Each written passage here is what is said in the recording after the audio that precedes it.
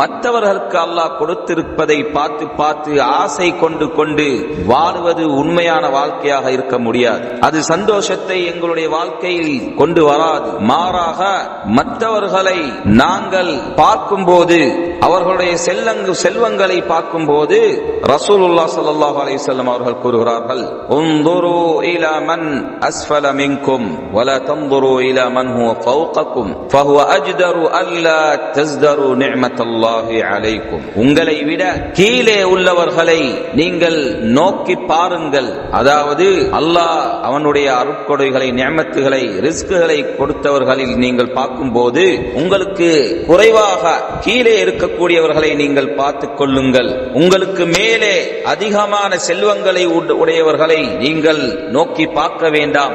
அப்படி நீங்கள் செய்தால் அல்லாஹ் உங்களுக்கு அளித்த நியமத்துகளை நீங்கள் குறைவாக காணுவீர்கள், இகழ்ந்து காணுவீர்கள்.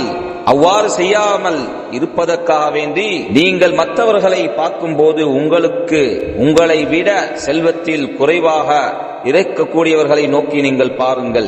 இது ரசூலுல்லாஹ் ஸல்லல்லாஹு அலைஹி வஸல்லம் எங்களுக்கு தந்த ஒரு முக்கியமான நல்லுபதேசமாக இருக்கின்றது. எனவே மக்களில் அதிகமானவர்கள் இந்த உலகத்தில் அவர்களுக்கு மேலே, அவர்களுக்கு அதிகமாக செல்வங்களை கொடுத்து இருக்கக்கூடியவர்களை பார்த்து அல்லாஹ்வுடைய நியமத்துகளை, அருட்கொடைகளை, அவர்களுக்கு கொடுக்கப்பட்ட அருட்கொடைகளை கீழ்த்தனமாக பார்க்கிறார்கள், குறைவாக பார்க்கிறார்கள்.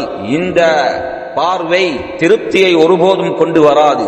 மாறாக ரசூலுல்லாஹ் ஸல்லல்லாஹு அலைஹி வஸல்லம் அவர்கள் எங்களுக்கு தந்திருக்கக்கூடிய இந்த நல்லுபதேசம், அதனை நாங்கள் நிச்சயமாக நன்றாக ஆழ்ந்து சிந்தனை செய்து அதனை அமுல் செய்ய வேண்டும். இது ஸஹீஹுல் புகாரிலேயும் முஸ்லிமிலேயும் வரக்கூடிய ஹதீஸ். அபூ ஹுரைரா ரலியல்லாஹு அன்ஹு அவர்கள் அறிவித்த ஹதீஸ். நீங்கள் அல்லாஹ் அருட்கொடைகளை கொடுத்திருக்கக்கூடிய, செல்வங்களை கொடுத்திருக்கக்கூடியவர்களை பார்க்கும்போது உங்களுக்கு கீழே குறைவாக கொடுக்கப்பட்டவர்களை நீங்கள் பாருங்கள், உங்களுக்கு மேலே பார்க்க வேண்டாம். அவ்வாறு செய்வதன் மூலமாக நீங்கள் அல்லாஹ் உங்களுக்கு தந்திருக்கும் அருட்கொடைகளை கீழ்த்தனமாக பார்ப்பீர்கள், குறைவாக பார்ப்பீர்கள் என்று ரசூலுல்லாஹ் ஸல்லல்லாஹு அலைஹி வஸல்லம் அவர்கள் கூறுகிறார்கள்.